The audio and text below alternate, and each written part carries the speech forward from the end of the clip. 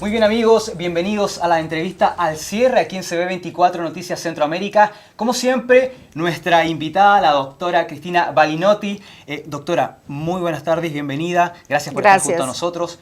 Hoy día un tema tremendamente importante, sobre todo por lo que está ocurriendo en materia de inmigración, ¿no?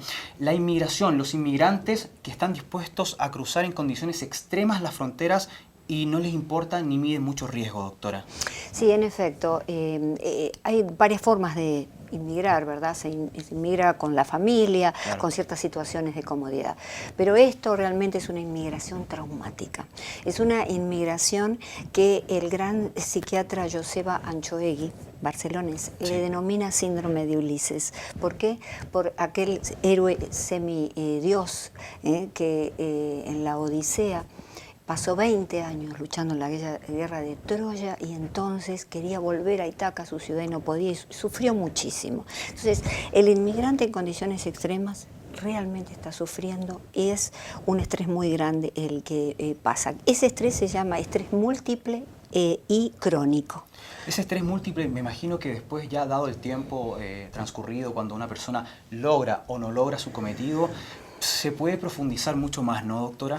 Sí, por supuesto, se puede profundizar, porque en esas condiciones el inmigrante tiene que transitar 7 duelos, claro, que no es el duelo solamente los 5 pasos de alguien que pierde a un ser querido, son 7 duelos: la tierra, la familia, la cultura, el lenguaje, el grupo de pertenencia social, ¿verdad?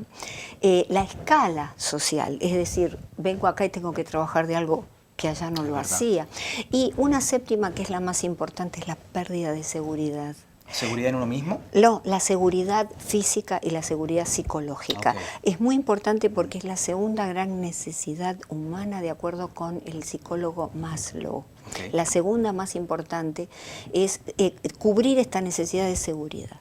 Ahora, doctora, bueno, los inmigrantes en el mundo, no es novedad, están dispuestos muchas veces a correr esos riesgos, a vivir incluso lo que usted señala, esos 7 duelos, quizás seguramente sin saberlo ellos, de manera muy inconsciente, sí, pero están dispuestos a vivir esa experiencia traumática con tal de conseguir su objetivo, y sin es duda también tener un poco de seguridad, ¿no? En otro país, en un país que le va a otorgar un mejor porvenir, por así decirlo.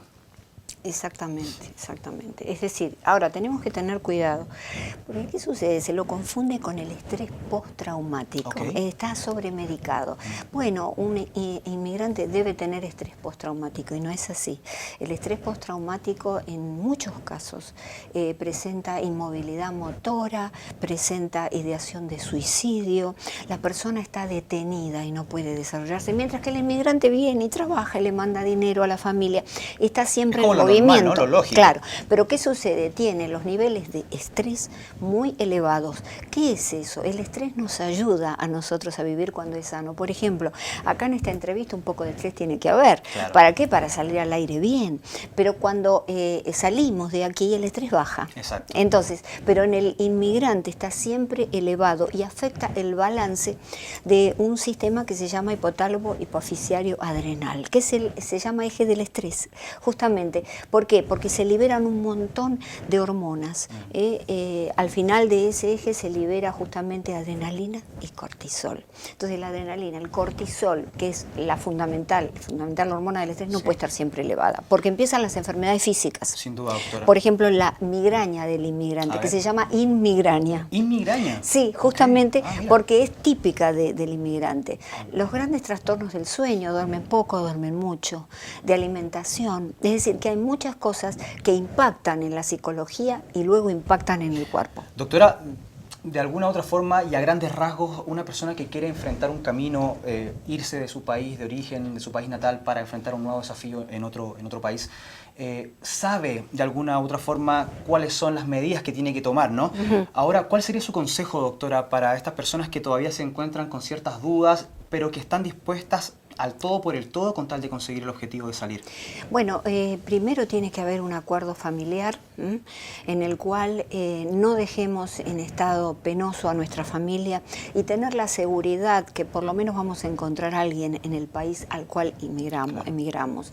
Y si no, buscar rápidamente un grupo de pertenencia, porque estamos acostumbrados los seres humanos a estar juntos. Exacto. Entonces, cuando estamos solos ocurren todas las enfermedades. Es verdad que entonces tenemos que buscar un grupo de pertenencia en el trabajo inmediatamente o amigos que nos puedan contener. Esa sensación oceánica que tenemos de estar perdidos en un mundo que no conocemos. Y sin duda que, bueno, en nuestro caso todos somos inmigrantes, ¿no es cierto? ¿Sí? Todos tomamos un rumbo con destino a otro país en algún momento de nuestra vida. Tomamos las previsiones, pero siempre se provoca, sobre todo en los inicios de una persona que arriesga muchas veces el todo por un nuevo futuro, un nuevo destino, solo o con la familia.